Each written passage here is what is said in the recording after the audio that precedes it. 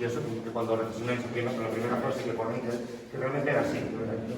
O sea, lo que era para él, el paisaje para él no era... O sea, para cualquier pintor es como un estímulo para pintar, pero para él también era un medio para transmitir esa emoción. O sea, no directamente solo quiere plasmar lo que ve, como en muchas otras facetas de su pintura, sino que realmente, y se nota muchísimo, él cuando hace paisajes urbanos en los cuales pues, salen personas, pero que están pues, de algún modo oprimidas por los muros, los carteles, las luces, pues se ven como más agobiadas, gente, muchas veces son mendigos o gente trabajando, entonces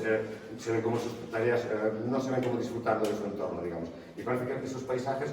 transmiten realmente lo que las personas que están ahí dentro pues,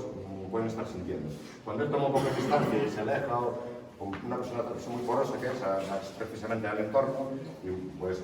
sí que consigue transmitir también la serenidad que provoca ese tipo de paisajes o de escenas que le hacen pues, permitir esta forma,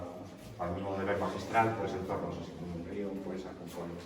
Todo con una velocidad de trazo que nos hace ver eso, lo sincera y lo directa que es la información que nos está transmitiendo, a la vez que la emoción, pero también podemos reconocerlo. No se veo los pinos dentro, me veo los pinos dentro, me refiero, no directamente, pero sí que vemos realmente pues, eso,